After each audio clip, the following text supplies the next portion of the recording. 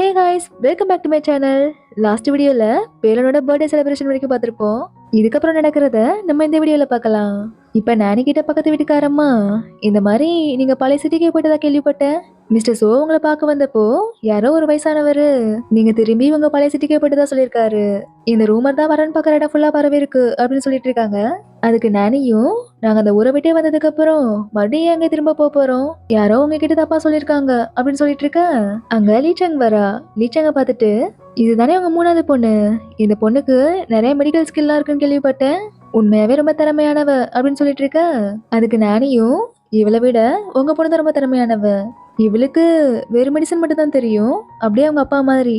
ஆனா உங்க பொண்ணு அப்படியா, அவளுக்கு ஒரு பிசினஸ் எப்படி ரன் பண்ணணும்னே தெரியும் அப்படின்னு சொல்லிட்டு இருக்க. இதை கேட்டுட்டு இருந்த லீச்சங் கடுப்பாகி, எதுக்கு தேவையில்லாம பத்தி பேசுறீங்க அப்படின்னு நானிக்கிட்ட சண்டை போட ஆரம்பிக்கிறா. அம்மாக்கு பொண்ணுக்கும் சண்டை வர ஆரம்பிக்கவும், இப்பதான் எனக்கு ஒரு விஷயம் ஞாபகம் வருது, நான் வீட்டுல போய் சமைக்கணும் அப்படின்னு இந்த அம்மா நைசா அங்க இருந்து கிளம்பிடுறாங்க. இதுக்கப்புறம் நானிக்கும் லீச்சங்க்கு இடையில ஒரு பயங்கரமான வாக்குவாதமே போயிட்டு இருக்கு. நீங்க குடும்ப பொறுப்புல இருந்துகிட்டு குடும்பத்துல இருக்கிற யாரோட ஃபீலிங்ஸையுமே சரியா புரிஞ்சுக்கிறதே கிடையாது அப்படிங்கிற மாதிரி லீச்சங் சொல்ல, அதுக்கு நானியும், அப்ப நான் குடும்ப பொறுப்புல இருக்கிறதுக்கு தகுதியானவளன்னு சொல்ல வர அப்படிதானே, நான் ஒன்னும் விருப்பப்பட்ட இந்த பொறுப்புல இல்ல, உனக்கு அந்த திறமை இருந்துச்சுன்னா நீயும் இருந்து பாரு, அப்பதான் தெரியும் இந்த பொறுப்புல இருக்கிறது எவ்வளவு கஷ்டம் அப்படின்னு சொல்லிட்டு போக. இதுக்கப்புறம் சாப்பிட உட்காந்தா லூ எப்பவுமே கீழே உட்காந்து சாப்பிட்றதுதான் வழக்கம். ஆனா இன்னைக்கு டேபிள்ல உட்காந்து சாப்பிடவும், உனக்கு இங்க உட்கார்றதுக்கு யாரு பர்மிஷன் கொடுத்தது அப்படிங்கிற மாதிரி நானே கேட்க. அதுக்கு லீச்சங்கும், நான் தான் இவரை இங்க உட்கார சொன்னேன், இவரையும் இந்த குடும்பத்துல ஒருத்தரை தான் பாக்குறேன், அதனால இவருக்கும் இங்க உட்காந்து சாப்பிட உரிமை இருக்கு அப்படின்னு சொன்னதும், என்ன பேச்சுல திமிரு தெரியுது, இந்த மாதிரி முடிவெல்லாம் நீ எப்பெல்லாம் எடுக்க ஆரம்பிச்ச அப்படிங்கிற மாதிரி நானே கேக்குறாங்க. நீங்க தானே என்ன குடும்ப பொறுப்புல இருந்து பார்க்க சொன்னீங்க, அதனால நான் சொல்ற மாதிரி தான் நீங்க எல்லாரும் நடந்துக்கணும், எனக்கு ஒன்றும் பிரச்சனை இல்ல, மத்தவங்கள்ட்ட எப்படின்னு கேட்டுக்கோ அப்படிங்கிற மாதிரி நானே சொல்லிடவும், இங்க பார்த்தா நாளைக்கு பயந்துட்டு யாருமே ஓகே சொல்லாம அப்படி உட்கார்ந்துருக்காங்க. இத லீச்சங்கு புரிஞ்சுக்கிறா. பாத்தீங்களா, உங்க மேல இருக்கிற பயத்துல இங்க யாருக்குமே அவங்க முடிவை சொல்லக்கூட தைரியம் இல்ல, குடும்ப பொறுப்புல இருந்துட்டு இந்த மாதிரிதான் எல்லாருக்கும் உங்க மேல ஒரு பயத்தை உருவாக்கி வச்சிருக்கீங்க அப்படிங்கிற மாதிரி சொல்லிட்டு இருக்க. நம்ம லூவெல்லாம் யாரு சாமி இவ அப்படிங்கிற மாதிரி நல்லா வாயை பழந்து பார்த்துட்டு இருக்கான். இப்ப நானே எல்லாரையும் பார்த்து, இவ சொல்றதெல்லாம் உண்மையா அப்படிங்கிற மாதிரி கேட்க, அப்பவும் எல்லாரும் அப்படிலாம் ஒண்ணும் இல்லையே அப்படிங்கிற மாதிரி சமாளிச்சிட்டு இருக்காங்க. இதெல்லாம் வேலைக்கு ஆகாது அப்படின்னு லீச்சங்க எந்திரிச்சு, இங்க பாருங்க, நான் மட்டும் குடும்ப பொறுப்புல இருந்தேன் அப்படின்னா உங்க எல்லாருக்கும் சமமான உரிமையும் சமமான ஃப்ரீடமும் கிடைக்கும், வீட்டு வேலை எல்லாத்தையுமே லூவும் பெலனும் மட்டும்தான் பாக்குறாங்க, இது நியாயமே கிடையாது, அதனால நம்ம எல்லாரும் கூட இந்த வீட்டு வேலை எல்லாத்தையுமே பார்க்கணும், நம்ம எல்லாரும் சேர்ந்து பண்ணோம் அப்படின்னா இந்த வீட்டு வேலை எல்லாத்தையுமே சீக்கிரம் முடிச்சிடலாம், அதோட லூக்கும் பிள்ளனுக்கும் கொஞ்சம் ரெஸ்ட் கிடைச்ச மாதிரி இருக்கும், சொன்ன வேலையை செஞ்சு முடிச்சிங்க அப்படின்னா உங்களுக்கு பாக்கெட் மணியும் உண்டு, இப்போ என்னப்பா சொல்றீங்க அப்படிங்கிற மாதிரி சொன்னதும், பாக்கெட் மணி கிடைக்குது அப்படின்னதும் நம்ம ஜின் ஓகே சொல்லிடுறா, ரெஸ்ட் கிடைக்குது அப்படின்னதும் நம்ம லூவும் பிள்ளனும் ஓகே சொல்லிடுறாங்க, இவங்க எல்லாருக்கும் ஓகே அப்படிங்கறதுனால மத்த எல்லாருமே ஓகே சொல்லிடுறாங்க. ஆனா நானி தான், இதெல்லாம் எத்தனை நாளைக்குன்னு பாப்போம், என்னவோ பண்ணுங்க அப்படின்னு சொல்லிட்டு அங்க இருந்து கிளம்ப.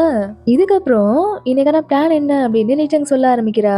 முதல்ல லிங்க் என்ன வேலை அப்படின்னா, இந்த வீட்டுல இருக்க ரூம் எல்லாத்தையுமே நீதான் கூட்டணும் அப்படின்னு சொன்னதும், என்னது நான் கூட்டணுமா அப்படின்னு சொல்லிட்டு, ஓகே ஓகே புரிஞ்சுது, நான் இப்பவுமே போய் பண்றேன் அப்படின்னு அங்கிருந்து ஓடிடுறா. இவ ஓடுறதெல்லாம் பார்த்தா ஏதோ வேலை செய்ய ஓடுற மாதிரியே இல்ல, அங்கிருந்து விட்டா போதும் ஓடிட்டு இருக்கிற மாதிரி இருக்கு. இது தெரியாம லீச்சங்கும், பாத்தீங்களா எப்படி பொறுப்பா இருக்கணும் அப்படின்னு நம்ம லிங்க்ட இருந்து கத்துக்கோங்க அப்படின்னு சொல்லிட்டு இருக்கா. இதுக்கப்புறம் ஜின், நீ என்ன பண்ற அப்படின்னா, லிங்க் கூட்டி முடிச்சதுக்கு அப்புறம் தரை எல்லாத்தையுமே மாப்போட்டு தொடச்சு விட்டுரு. சித்தப்பா, உங்க வேலை துணி எல்லாத்தையுமே துவைக்கிறது, நீங்க துவைச்சு முடிச்ச துணியை காய போடுறது நம்ம லூவோட வேலை, துணியை காயப்பட்டதுக்கு அப்புறம் நீ பேரனுக்கு தேவையான வரகலத்தையும் வெட்டி கொடு, அதுக்கப்புறமா பேலன் நீ சமைக்க ஆரம்பிக்கலாம், இதுதான் இன்னைக்கான பிளான் எல்லாருக்கும் புரிஞ்சது இல்ல அப்படிங்கிற மாதிரி கேட்க. ஜின்னா, உன் பிளான்ல பாக்கெட் மணிங்கிற வார்த்தையை அடிபடலையே, அது எப்ப கிடைக்கும் அப்படிங்கிற மாதிரி கேக்குறா. அதுக்கு லீச்சங்கும், முதல்ல வேலையை பாரு, அதுக்கப்புறம் பலன் எதிர்பார்க்கலாம் அப்படின்னு சொல்லிட்டு, இப்ப எல்லாரும் போய் உங்க வேலையை செய்ய ஆரம்பிக்கிறீங்களா அப்படின்னு அமுச்சு விட. அப்படியே இங்க பார்த்தா லிங்க் நினைச்ச மாதிரியே வேலை எதையுமே செய்யாம இங்க ஓடி வந்துட்டா. அப்பதான் லிங்க் கிட்ட இவங்க 2 பேரும் ஒரு விஷயத்த சொல்லிட்டு இருக்கானுங்க. பாஸ், நாங்க 2 பேரும் உங்களை பாஸ் தான் சொல்றோம், ஆனா ஃபெய்யும் மட்டும் உங்களை பேர் சொல்லி கூப்பிடுறான் அப்படின்னு சொல்லிட்டு இருக்க. அதுக்கு லிங்கும், டேய் உண்மையாவா சொல்றீங்க, அவன் என்ன பேர் சொல்லி கூப்பிட்டு இருக்கானா அப்படிங்கிற மாதிரி கேட்டுட்டு இருக்கா. இவனுங்களும், ஆமா ஆமா அவன் உங்களை பேர் சொல்லி தான் கூப்பிடுறான், நாங்க இன்னொரு விஷயத்தை கண்டுபிடிச்சிருக்கோம், அவன் பேர் சொல்லியே கூப்பிட்டாலும் உங்களுக்கு கோவமே வர்றதில்ல அப்படின்னு சொல்லிட்டு இருக்க. நான் அதை கவனிக்கலடா, அதனால கோவப்பட்டிருக்க மாட்டேன் அப்படிங்கிற மாதிரி இவ்வளவு சொல்லிட்டு இருக்க. அது எப்படி சின்ன சின்ன விஷயத்த கூட நோட் பண்ணி கோவப்படுவீங்க, இவ்வளவு பெரிய விஷயத்த கவனிக்காம விட்டுட்டீங்களா? என்ன லிங்க் பேசுறீங்க அப்படிங்கிற மாதிரி சொன்னதும், இப்ப என்ன லிங்க் நான் சொன்னேன், எவ்வளவு தைரியம் இருந்தா என்ன பேர் சொல்லி கூப்பிடுவ அப்படின்னு இவ டென்ஷன் ஆயிடுறா. பாத்தீங்களா பாத்தீங்களா, நாங்க உங்களை அப்படி கூப்பிட்டா உடனே நோட்டீஸ் பண்ணிடுறீங்க, அவன் கூப்பிட்டா மட்டும் நீங்க கவனிக்கவே இல்லையா அப்படின்னு இவன் கலாச்சிட்டு இருக்க. அங்க பெய்யு வரான். இவளுக்காக கேக்லாம் வாங்கிட்டு வந்திருப்பான் போல. அது கேக்க கொடுத்துட்டு, இன்னைக்கு நைட்டு நம்ம ஸ்ப்ரிங் ரிவர் ரெஸ்டாரண்ட்ல மீட் பண்ணலாமா அப்படிங்கிற மாதிரி கேக்குறான். உடனே லிங்கும், எதுக்கு, ஏன் அங்க வரணும் அப்படின்னு கேட்க, நீ முதல்ல வா, அதுக்கப்புறம் உனக்கே தெரியும், நான் உனக்காக அங்க காத்திருப்பேன் அப்படின்னு சொல்லிட்டு கிளம்ப, இவனுங்களா வழக்கம் போல ஓட்ட ஆரம்பிச்சிடறானுங்க. அப்படியே இங்க மேன்ஷன்ல பார்த்தா ஜின் வேலை எதுவுமே செய்யாம அப்படியே படுத்திருக்கா. இத பார்த்துட்டு லீச்சங்கும், வேலை செய்யலையா, நேரமாச்சு அப்படின்னு கேட்க, நம்ம லிங் தான் வீடை கூட்டாம ஓடிட்டாளே, அதனால இங்க வீடு எதுவுமே கூட்டாம அப்படியே கிடக்கு. ஜின்னும் வீட்டை கூட்ட வேண்டிய ஆளு மிஸ்ஸிங்கு, அதனாலதான் என் வேலையை அப்படியே நிக்குது அப்படின்னு சொல்லிட்டு இருக்கா. இதனால லீச்சங்கும், சரி பரவாயில்ல, இப்ப நீ வீட்டை கூட்டு, அவன் வந்து மாப்படட்டும் அப்படின்னு சொல்லிட்டு இருக்க. இதை நீ முன்னாடியே சொல்ல வேண்டியதானே. அதெல்லாம் இருக்கட்டும், இந்த பாக்கெட் மணி விஷயத்த பத்தி நீ எதுவுமே சொல்லலையே அப்படிங்கிற மாதிரி கேட்க வர, அதுக்குள்ள சமையல் கட்டுல நானி பேலன்ட்ட இன்னும் சாப்பாடு ரெடி ஆகலையா அப்படின்னு கேட்டுட்டு இருக்காங்க.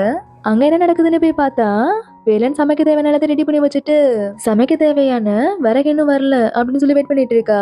விறகு வெட்டுற ஆள் என்ன பண்ணிட்டு இருக்கான்னு பார்த்தா, அவன் பாட்டுக்கு அசால்ட்டா படுத்திருக்கான். துணி துவைச்சு தராததுனால இவனும் துணியவே காய போடலையா. இவ துணியை காய போட்டதுக்கு அப்புறம் தானே போய் விறகு வெட்ட சொல்லிருப்பா. அதனால இவனும் இன்னும் துணியே வரல, எப்படி போய் விறகு வெட்டுறது அப்படின்னு சொல்லிட்டு படுத்திருக்கான். இப்ப சென் என்ன பண்றாருன்னு போய் பார்த்தா, அவருக்கு பார்மசில கஸ்டமர்ஸ் நிறைய பேர் வந்திருக்கிறதுனால அதனால அவரும் துணி துவைக்காம அப்படியே வச்சிருக்காரு. இத பார்த்துட்டு லீச்சாங்க அங்க போய் கத்த, இன்னைக்கு கும்பல் கொஞ்சம் அதிகமா, அதனாலதான் என்னால வேலை எதுவுமே பார்க்க முடியல, இதோ இப்ப துவைச்சிருவேன் அப்படின்னு சொல்லி இதுக்கப்புறம் தான் மனுஷன் துவைக்கவே ஆரம்பிக்கிறாரு. இப்படியா இந்த நாள் செம்மையா சொதப்பிடுது. கடைசியில பார்த்தா சமைக்கவே முடியாம ஆர்டர் பண்ணி தான் சாப்பிடுறாங்க. அப்படியே இங்க பார்த்தா லிங் ஃபெய்வ பார்க்க போலாமா வேணாமான்னு யோசிச்சுட்டு இருக்கா. இவன் வேற எதுவுமே சொல்லாம போயிருப்பான்ல, அதனால நம்மள விரும்புறேன்னு சொல்றதுதான் கூப்பிடுறானோ அப்படிங்கிற மாதிரி கொஞ்சம் பதட்டமா இருக்கு. கடைசியா ஃபெய்வ பார்க்க வந்துடுறா. இவன் என்ன சொல்ல போறானோ அப்படின்னு பயந்துகிட்டே வந்தா, இவனா நான் ஒரு உண்மையை உன்கிட்ட இருந்து மறைச்சிட்டேன் அப்படின்னு இவன் தான் 4th பிரின்ஸ் அப்படிங்கிற அந்த உண்மையை சொல்லிட்டு இருக்கான். யங்லாடு தான் இதை யார்கிட்டயும் சொல்ல வேணாம்னு சொல்லியிருந்தாரு, அதனாலதான் நானும் இதை உன்கிட்ட இருந்து மறைச்சிட்டேன். ஆனா இதுவும் உனக்கு ஒரு நாள் தெரிய வரும்போது மறுபடியும் நான் உன்கிட்ட போய் சொல்லிட்டேன் அப்படின்னு நீ என் மேல கோவப்படக்கூடாதுல்ல, அதனாலதான் இப்பவே சொல்லிட்டேன். இது வேற யாருக்கும் தெரிய வேணாம், தெரிஞ்சா என் பாட்டி என்ன வெளியே விட மாட்டாங்க, இதை நீயும் சீக்கிரட்டாவே வச்சுக்கோ அப்படிங்கிற மாதிரி சொல்லிட்டு இருக்க. இப்பதான் லிங்க் உயிரே வருது. இவ்வளவுதான் விஷயமா, நான் கூட என்னமோ ஏதோ நினைச்சு ரொம்பவே பயந்துட்டேன். சரி சரி, இதை நான் சீக்கிரட்டா வச்சுக்கிறேன் போதுமா அப்படின்னு சொல்லிட்டு இருக்கிறப்பவே, அதோட இன்னொரு விஷயமும் இருக்கு, நான் ஒன்னா விரும்புறேன் அப்படின்னு சொல்லி ப்ரப்போஸ் பண்ணிடுறான். ஆமா லிங், நான் உன் கூட இருக்கிறப்போ ட்ரிங்க்ஸ் பண்ண கத்துக்கிட்டேன், திருட கத்துக்கிட்டேன், ஏன் அடி வாங்க கூட கத்துக்கிட்டேன். இருந்தாலும் உன் கூட இருக்கிறப்பதான் நான் ரொம்பவே சந்தோஷமா இருந்தேன். உன்னை ஃபர்ஸ்ட் டைம் பார்த்தப்பவே எனக்கு உன்னை ரொம்பவே பிடிச்சு போயிடுச்சு அப்படின்னு சொல்லிட்டு இருக்க. லிங்கா, டேய் நீ என்ன பைத்தியமாடா அப்படின்னு நல்லா வயிற்றுலயே குத்திட்டு அங்கிருந்து ஓடிடுறான். இப்ப அப்படியே அடுத்த நாள் பார்த்தா லீச்சாங்கோட பிளான் போயிட்டு இருக்கு.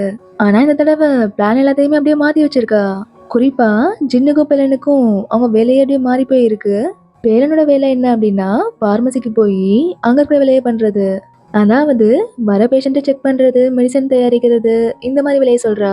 இதை கேட்டதும் பேலன் எனக்கு அதை பத்தி எதுவுமே தெரியாது, என்னால முடியாது அப்படிங்கிற மாதிரி சொல்ல, அதுக்கு லீச்சங்கும் மோட்டிவேஷன் பண்றேங்கிற பேர்ல இந்த சமையல் கட்டுக்குள்ளேயே உன்னோட வாழ்க்கை முடிஞ்சிடணும்னு நினைக்கிறியா, நீயும் வெளில போய் நிறைய விஷயங்களை கத்துக்கணும் அப்படின்னு இவளுக்கு தெரியாத ஒரு விஷயத்த பண்ண சொல்லிட்டு இருக்கா.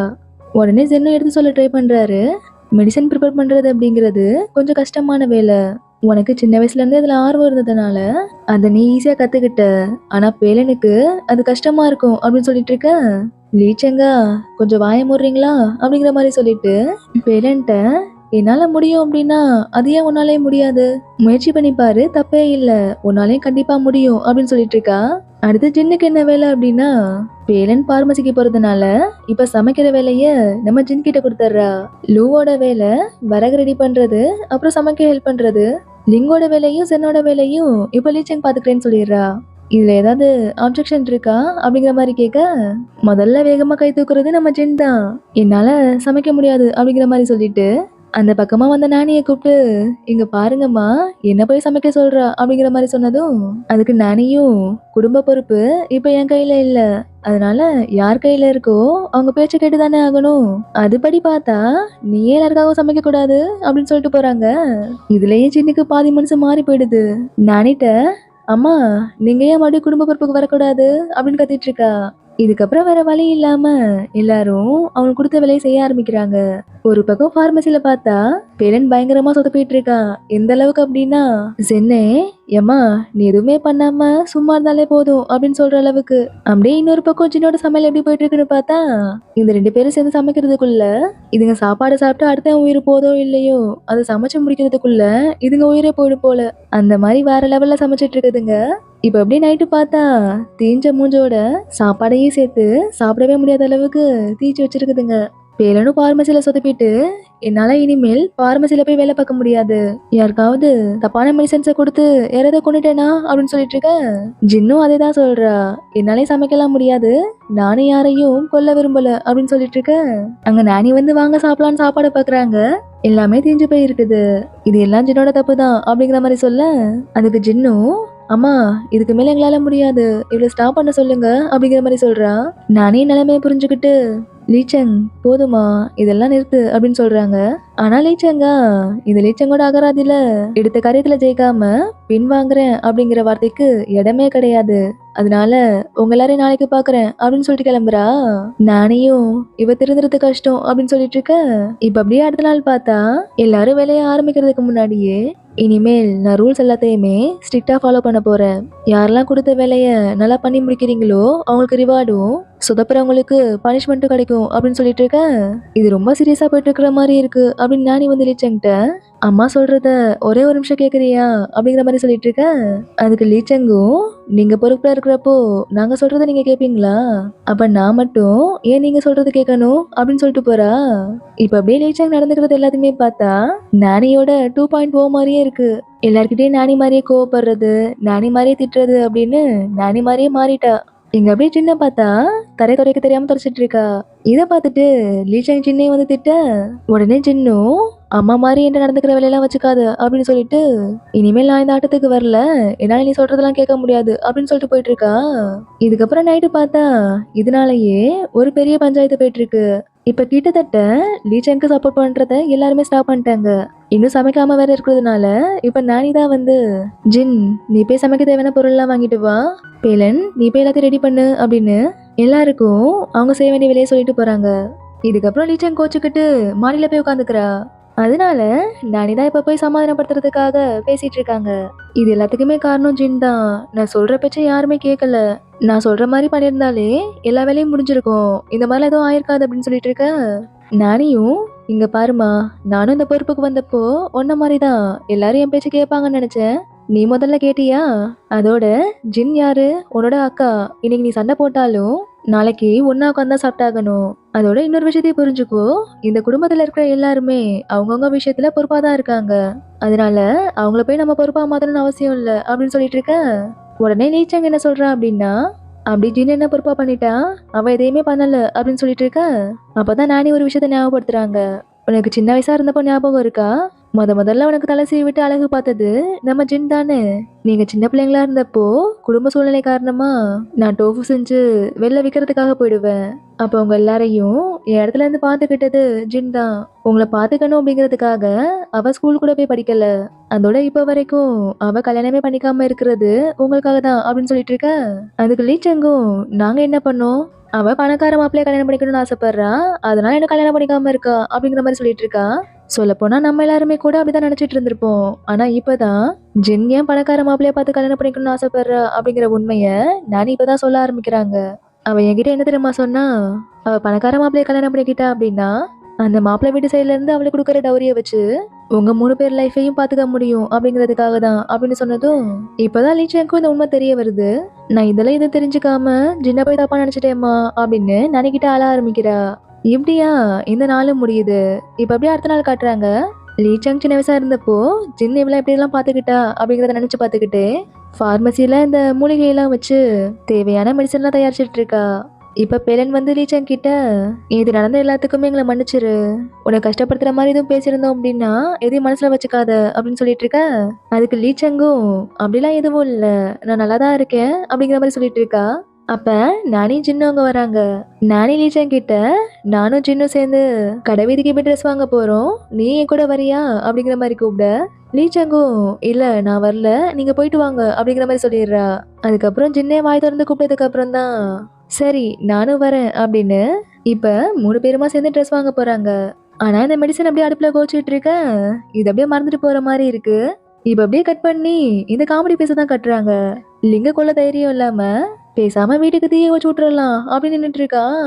இருந்தாலும் இப்பவும் இந்த பேசுக்கு தைரியம் எல்லாம் வரல. நம்மளால இங்க தீயெல்லாம் வைக்க முடியாதுப்பா, பேசாம இந்த குச்சம் மட்டும் இங்க ஆதாரத்துக்கு விட்டுட்டு போயிட்டு எங்களார் கிட்ட நம்ம தீ வச்சதாவும் ஆனா தீ எரியவே இல்ல அப்படிங்கிற மாதிரியும் ஏதாவது காரணத்தை சொல்லி தப்பிச்சிடலாம் அப்படின்னு அந்த குச்சம் மட்டும் அங்க கீழே போட்டுட்டு அங்க ஓடிட்டு இருக்கா. அப்படியே இன்னொரு பக்கம் பார்த்தா இவங்க 3 பேரும் ஷாப்பிங்லாம் முடிச்சிட்டு ரொம்ப சந்தோஷமா வந்துட்டு இருக்காங்க. நம்ம லீச்சங் வேற ஜின்ட்டு சாரி கேட்டு மறுபடியும் பழைய மாதிரி பேசிடுறா. இதுல ஜின் ரொம்ப சந்தோஷமாயிட்டு அம்மா பாத்தீங்களா, லீச்சங் என்கிட்ட சாரி கேட்டு என்கிட்ட பேசிட்டா அப்படின்னு சொல்லிட்டு இருக்க. அப்பதான் நானி இங்க ஒரு விஷயத்தை கவனிக்கிறாங்க.